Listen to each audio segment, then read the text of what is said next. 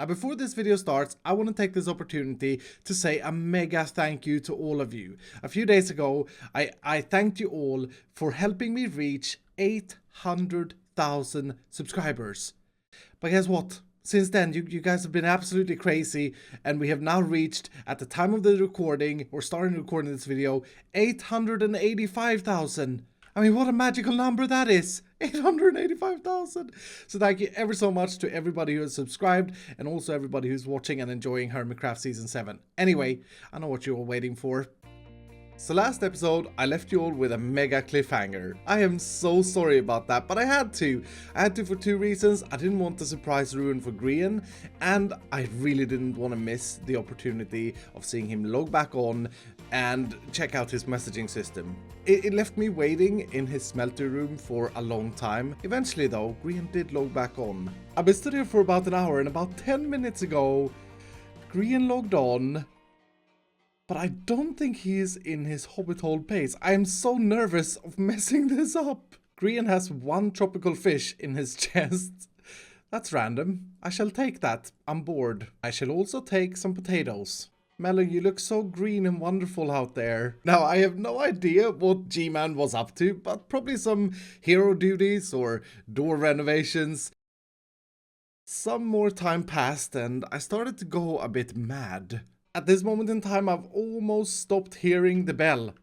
It's like music to my ears now. If you look at one word long enough, they will start looking like they're wrongly spelt. Input. Fuel. They are correctly spelt though. It's just my boredom playing tricks with me. What? That's a curse? That's a curse right there. Hello. This is late night with Iskall going slightly mad. The stupid bell. Please, Grian, visit your base. The bell feels slower now. It feels a lot slower now. Maybe it's getting tired as well. It's been almost 2 hours. And almost an hour since Grian logged on. What is he possibly doing? It got worse. Say hello to my new friends. Rodney the fish and Jack the potato. They are best friends and they can dance in my hands. I have invented a new exercise form. Hop walking. Hop walking. But then, after over 2 hours of waiting, he's here. He's here. He's checking the message. He's running away. Why is he running away? He's eating. Okay. Please stop the bell, man. Please. He did it. Oh! Yes! It worked! It worked! Yes! Oh my goodness, I can't believe that! I cannot believe... Where's the tag? Where's the tag? There's the tag. I found it. I got the tag. Yes! It worked! It worked! The bell is quiet. Hello? Wait, I gotta flex. Grian. Hello? Hello? Well, there's a bit of... I will help you. Don't worry. I can't believe that worked. Wait, those are my pumpkin pies. Wait a minute. Those are my pumpkin pies. Bounty of war. Okay. Fine. I can't. I have mixed emotions. I'm impressed. I feel betrayed. And most of all, I'm disappointed that message wasn't even from Mumbo. Oh, that is your main concern. That's the worst part of all of this. I was so excited. I've been sending Mumbo a message every day, just like, "Hi Mumbo, how are you?" And then I get nothing. I get nothing back. Oh, and then that's really... If I would have a message system that I could send you messages, I'd send you daily messages. Yeah. You didn't lose any items, right? No items were lost. No damage done. No damage done. I'm surprised. Like, how many TNT was that? It was just one. It was just one dropped at the very right moment. Oh my. So yeah, no... I heard it. Just as I destroyed it, I was like, and like, you know the piston sound, right? That was, yes. I almost reheard it. So I heard the and then I heard in my brain as well. And I was like, oh no. Well, I've been sat here for like 2 hours in your little smelter room. I even made a chair in here. I was really bored. Yeah, I made a chair. I was sitting here. It was really, really worrying. I can't believe it. I thought I had this in the bag. It was actually surprisingly little damage, which is No, good. yeah. It's good. This is exactly what you expect from a game like this, to be fair. So Yes. well done. I have to take a little bow, shed a little tear. Say goodbye to this for now. Can't believe you rubbed it in my face as well. The flexing is something that has to be done. That's just how it is. Well done. Well done. I got so bored that I befriended this fish that I found in a chest, but it is yours, and I'm not gonna steal it. Thanks, I guess. I don't know what I want. Bye, Professor Beaks. Thanks for not telling him. Traitor Beak. So there we have it. We did it. I have the tag, and I've just got my very first hour of holding it as well. I have to be very, very careful now. I have to watch my back wherever I walk. Now that the tag is safely secured in my inventory, I mean for now at least, let's get started with today's episode. And the first thing we're gonna do is the gold farm. I mean, I really wanted to do this last episode already, but other things took priority. So the plan is to build up a proper storage system so that we can AFK without items completely overflowing and crashing the server. You know what's ironic though? What's ironic is that I'm not gonna be able to AFK for as long as I'm holding the tag. That's just not gonna happen. I haven't been here for hours and hours, but these guys remember the Lennies are definitely doing a good job. I think I may have to make sure that they're not angry at me before I start this, because otherwise we will overflow with items as I build this. I know I've said this before, but this looks really, really terrifying. No! Ah! For goodness sake, they deal so much damage. I bet you all want this, but you can't have it. You can't have it. Last wall. Success. And now we wait. And for some weird reason, that makes them more happy. Hello? Are we good? Everybody happy now? You don't want this anymore? Hi, friend. So I think the first thing we should do is figure out exactly what items this farm produce. And that was easy. All of the items that it produces, I think, are in this chest. Oh, no, wait. If I kill them myself, I also get the zombie pigman head. It's a gross sight. So the most valuable things in this farm are, of course, the gold nuggets and the gold ingots. However, I am fully aware that you can smelt down gold swords in a furnace and get gold nuggets as a byproduct or as a product from that.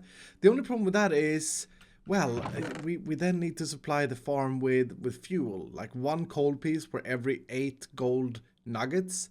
I don't really think that's worth it, to be honest. So I think the plan is probably going to be to just void all of the swords, just throw them in lava or something like that automatically. Now this may sound weird, but I do want to save the feathers because, well, I have no other feather income, and it's one of those items that I never ever have. So a little small supply of feathers is not gonna hurt. Now we do have one major problem. The very first thing we need to do is create a little bit more space for ourselves. Now when I build anything here, I'm gonna make sure to use glass just because it's not spawnable blocks. So wherever I use glass, we can't get pigmen. However, I don't think I want to go out more than this because pigmen, I've seen pigmen run towards the trap and fall, and then they could land here, and that would be really, really bad. So to create more space, I think we gotta go down. We gotta go down and build a storage system way further down than this. I'm a little bit worried. I'm actually a little bit worried that we're gonna make this work, because the space is gonna be so limited.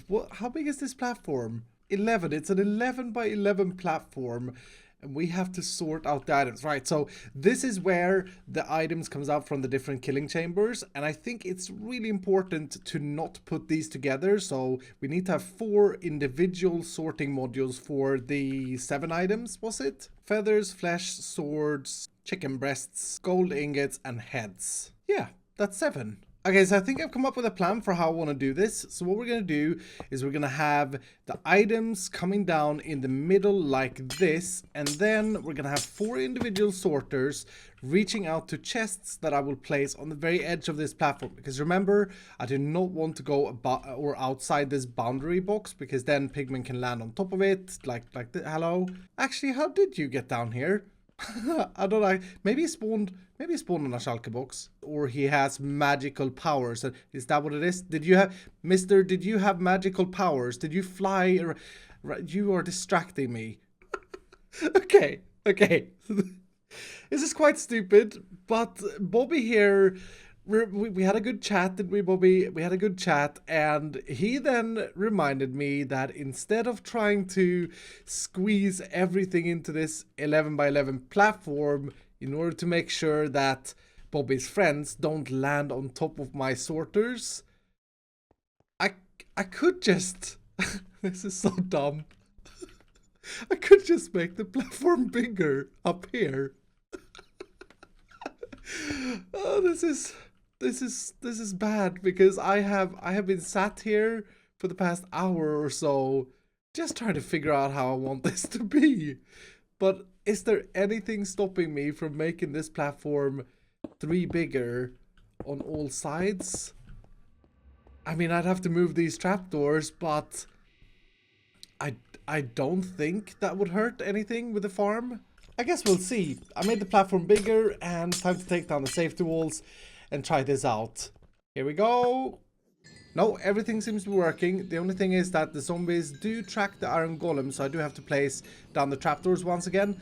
But this is looking pretty good. I did as you said, Bobby, and everything is working. Thank you so much for your help.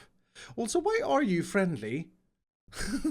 This guy is just the weirdest pigman. Everyone else is super angry with me. Bobby, he's just having a good day. And he won't move from the yellow That's my Richardy box, by the way. I wonder if it's standing on it because he knows. Mr. Bobby. It's now official. I think this could actually work. I've just completed one of these modules. So that is four items gonna get sorted into these columns here. And by the look of things, yes, yes, that is correctly measured. Everything is good, Bobby. Things are going as planned. And that is actually looking quite mega, isn't it? So imagine having another module here, another there, etc., etc. That is a problem though, because I am completely out of hoppers, I think. Yeah, I am completely out of hoppers by the looks of things at this moment in time. I'm also really, really low on wood. Bobby, hold down the fort. I'll be right back. I'm really trusting Bobby here, okay? Anyway, needing resources, I headed over to the shopping district and bought hoppers. And I later came back and bought out the entire barrel. I crafted up some comparators and some repeaters. Luckily, when I came back, Bobby was still around, even though he's not visible in this shot here. He was walking around doing weird noises. Now, the way I constructed the redstone system for this was that I had to build the cells individually in pairs of 7. So it's 4 times 7 different cells for the item sorting, so that I didn't mix and match the hoppers. Even though it looks like everything is connected, they're not. There's actually a few gaps in between. I then collected some lava, took an unintentional swim in the lava, and almost died. Before finishing it up with my own engineered override system of doom, manually controlled. Oh, that's where you've gone? That is the funniest thing. Hello, don't touch Mr. Bobby. How did he achieve that? That is a really strange mystery. Ladies and gentlemen, it has taken me hours, but it is done. It's done. It's completed. This is now a gold farm that gives you incredible XP, very fast gold supplies, and it has storage sorted out for everything. And I gotta say, it's looking quite mega as well. Look at that. I think this looks really, really cool. I mean, just look at this angle. That looks like some kind of weird sports engine or something like that. Yep. It's just struck me. It has just struck me. I spent the past 6 hours or so working on this storage system, and I've even used gold to make it look great, which I don't regret, but it is going to reset in 1.16. I completely forgot about that. And this is how it looks inside of the system, and I gotta say, this is looking really, really cool. Anyway, these are my manual sword burners, and I decided to make the manual so you can switch them on or off, because if a player would die in the gold farm, which I've already done several times. The player's items would then go and be spat out here, and as long as you have this on, well, all of the items will burn, so it could be good to have this off and just come down every now and again and clear out the swords. There's one thing missing, and that is item frames to mark out where all of the items goes. This is looking mega pro. Look at that! Look at that! Yes! This thing is done. This thing is actually completed. And I'm really, really proud of how this turned out. Most importantly though, it is an incredibly fast XP farm and gold farm. And that has given me a little bit of an idea for how we can get gold and diamonds even faster. I present the golden ticket idea. This angle is really, really weird. So what we're going to do is we're going to rename some of these the golden ticket. So the idea is anyone who has a golden ticket gets free access to the gold farm in terms of XP. They can go there and they can mend their tools and they can get incredible levels very, very quickly. They can AFK and get, I don't know, 300 levels in an hour or so. But they have to have the golden ticket first. But having access to the gold farm doesn't give you access to the loot. So any loot that is generated as the hermits are mending their tools or getting incredible levels is going into my storage system for me to hoard for a later day, because I'm not gonna lie, I'm a little bit obsessive with gold this season. Now I see this as a complete win-win, because a lot of hermits still haven't got a very fast XP farm, and being able to mend your tools and get high levels for new enchantments is a really, really good thing. So all we gotta do now is find a way to distribute these golden tickets, and I've got a little bit of an idea. The world is really struggling loading in though. It's a little bit slow at the moment. Oh, it still makes me laugh. That is such a funny build. Anyway, my idea for distributing the golden tickets to the other hermits is to use the slime shop, and this is where diamonds comes into play. Now, I brought over all of the shulker boxes that I could spare, and what I'm going to do is we're going to re-dye these into a beautiful lime Iskall slime color. Oh, and by the way, I had sold quite a few more slime blocks and stuff, but I picked up the diamonds earlier when I had to buy hoppers. Anyway, what I want to do is I want to repurpose this shop. So I'm actually going to take all of these down. I want to repurpose this shop so that it works a little bit differently. Instead of selling slime in chests, I'm going to redistribute it in random and generous amounts in these shulker boxes. You know what? I've always liked the idea of getting a mega amount. So one of these boxes is actually gonna have 64 slime blocks. That's a very, very good price. Now, obviously, this idea is inspired by the movie Charlie and the Chocolate Factory. And just like in that movie, I'm going to distribute a golden ticket in a random set of these boxes. So that's 4 golden tickets, and I think that's where we're gonna start. And then this can be just 64 slime balls. So now all of these have some sort of slime in them. The very worst one is this one with 32 slime balls. And then the idea is to sell these at 1 diamond each, but you don't know which box you get. So what we need to do now is build a system that presents one of the shulker boxes whenever you pay 1 diamond. And that's sort of how you buy slimes. So there are 2 parts to this system. The first part is going to be a system that has a shulker box in it, and whenever that shulker box is emptied, like this, it breaks the shulker box and then collects it into a chest somewhere. So that is actually working fine, and I think that one shulker box actually had a golden ticket in it. Yep, it did. And then the second part is going to be a little bit trickier, because essentially what I would like is to have a chest here. Whenever you put a diamond in this chest, but only when you put a diamond in it, I wanted to trigger this dispenser and shoot out a random shulker box. And with this space that I have with this floor design, that make it a little bit tricky. Make it a little bit, may actually be impossible without changing up the floor design here. All right, I changed up the floor slightly. The question is, will this work? That worked. That actually worked. And there's our box. Okay, I can't believe it. And then I take this stuff out. Brilliant! That is absolutely brilliant. And the only problem seems to be, ooh, that's not good. Why is that not getting? Is that not getting? sucked out there. I'm double powering something somewhere. Oh, I see. This redstone signal is back powering that hopper. Okay, I can fix that. Just use a slab there instead. And now, will you work? Yes. Okay. Yes, that worked. That worked. Oh, that's brilliant. That is so brilliant. Okay, so with that fixed, let's just try this again. So I'm a customer. I come in and I try and pay a sign. Nothing happens. Brilliant. And then I pay a diamond. That goes through and I get presented with the slime that I bought. This is great. This is really ugly. Really ugly at the moment, okay? But I'll fix that. And there we have it. I'm quite happy with how that covers up the redstone, to be honest. Right, so next up we need to add a few signs. 1 diamond, 32 to 576 slime. Yep, 64 slime blocks is 576 slime. That's crazy. And chance at a golden ticket. Purchase slime and get a chance to win a golden ticket. The golden ticket gives you access to a mega gold farm of doom. Mend your tools and get massive XP amounts, fully AFKable. And then a side note, gold loot not included. I'm honestly getting a bit of Sahara vibes from all of this.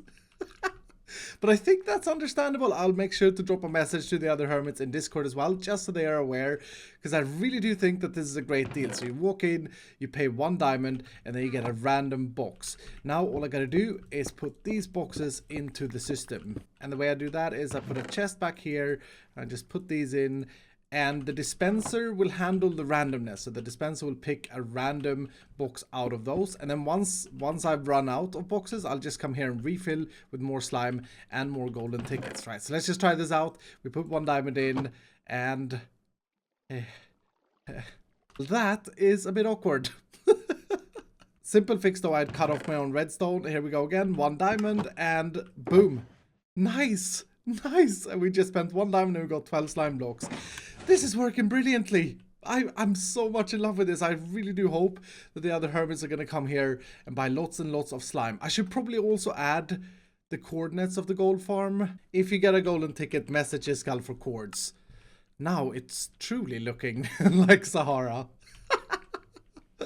Golden ticket chance at the slime store. Buy slime and have a chance at a golden ticket. I like how Exuma is excited even without knowing what the golden ticket is. That's great. Access to the best XP farm for levels and mending on the server. Fully AFKable. I really do hope that you've enjoyed today's episode. We got the tag. We got the tag and we introduced golden tickets. The day has been a really good day, and I am already up to 9 points of holding on to the tag, and so far so good. No one has come after me. I mean, knock on wood. I probably shouldn't say that. Probably shouldn't say that.